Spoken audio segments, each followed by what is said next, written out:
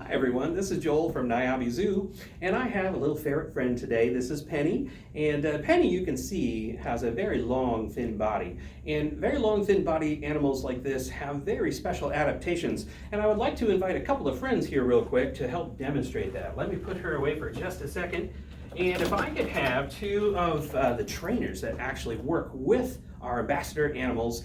We have Jess. Jess, come on over. And then we have Laura right here. And we're going to try and demonstrate a little bit about the flexibility of a ferret in being a major adaptation so that they can survive in the wild. So we're going to use this cool tube here for a second, but we got to modify this tube just a little bit. Can you guys pull that thing apart?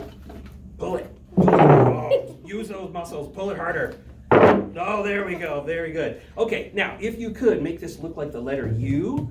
Good, good, good. And then if you guys could swap sides here and pull that down around my hand, go down, down. Okay, gosh, these zookeepers are strong, let me just tell you. Okay, so if we take this and can you hold that with two hands right there? And would you hold that with two hands right there? And we are going to go get our ferret friend, and I'll be right back. So as we look at ferret flexibility, we see this tube right here, and sometimes kids might go into different playgrounds and kind of go through big versions of these tubes, but ferrets, they like going through tubes too. So here's Penny. Everybody say hi, Penny. Hi, Penny. Everybody say bye, Penny. Bye, Penny. And Penny's going to crawl herself right down in there. She loves this little tube. Let's step a little bit closer here and see if she comes out that other end. She could fall asleep in there. We don't know. She likes that tube a lot. Oh, look, she came back out up the top here.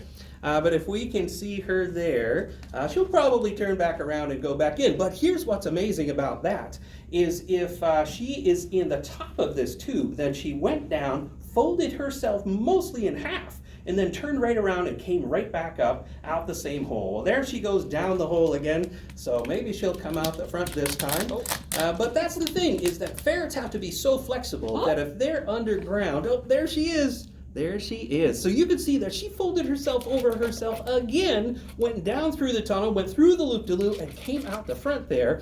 And that really demonstrates how flexible ferrets can be. Now, of course, these plastic tubes aren't underground, but what we would see is that ferrets would actually be in underground tunnels hunting other animals. So we might think of things like rabbits, or like their wild cousin, the black-footed ferret, would be hunting things like prairie dogs. So she just came right back out the top here. So she likes moving back and forth. But you notice that every time she comes out of that tunnel, she comes out face first. Right? And that's very important, because if you were a tunneling animal and you went down in a tunnel but then came out backwards, you wouldn't know if a predator might be waiting for you at that exit. And so you got to come out face first so you can see what's going on. And as you can see, she demonstrates that back and forth.